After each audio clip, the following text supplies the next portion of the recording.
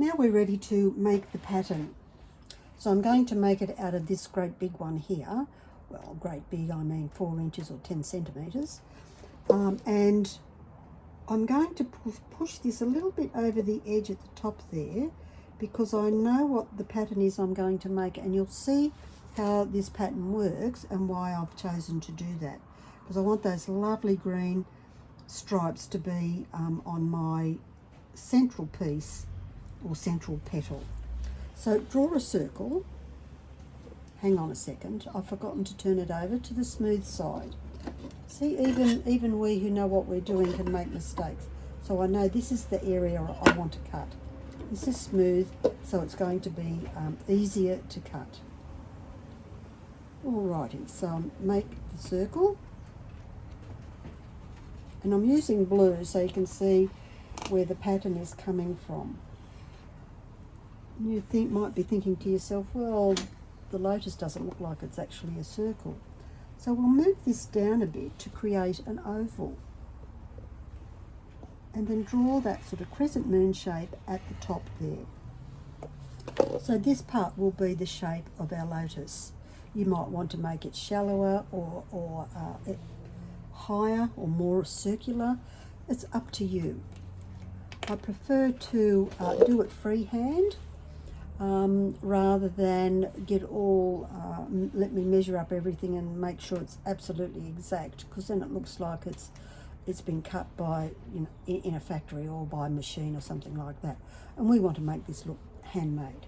So here we do halfway, about halfway, so roughly a line through there, a little bit on the side and a little bit on the side. So there's some guidelines. Now we will draw in what appears to be the central petal.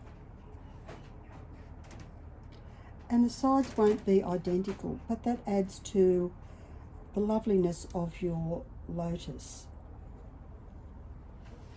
Then we have these bits here on the corner, and we can curve those in and in. So just curve that in and curve the other one in. You can make these as fat or as skinny as you like. So if fatter, you curve it up this way or this way. It's really up to you. And of course now we want the inside petals. So here is about halfway, about halfway, about halfway, and draw your curves in. About halfway,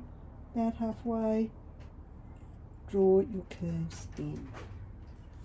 So now you can see what it is I'm going to cut.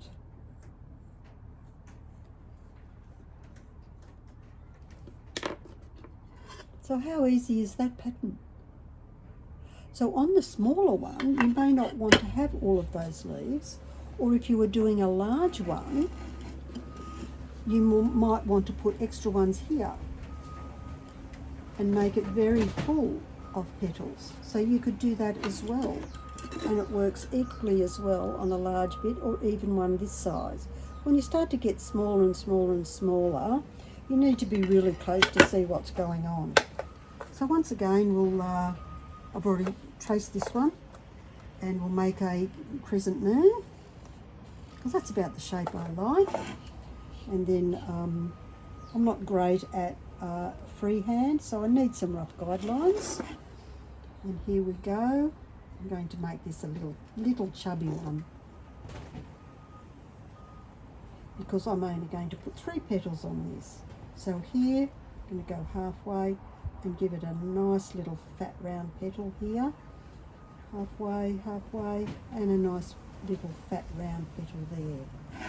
And you can see I've got a nice little one that'll be in the distance. How easy is that? And of course you can trace these onto paper if you want to, and then cut them out, and you'll have all your lotus blossoms the same. But I go for, let me just do them all freehand, and then they can all be different. So for example here, I've done them all freehand. I'm going to cut them all out, and they're all different sizes, and you can see how that's going to look like some beautiful pink lotus floating around. This is going to go on Gypsy Rose, my next mannequin.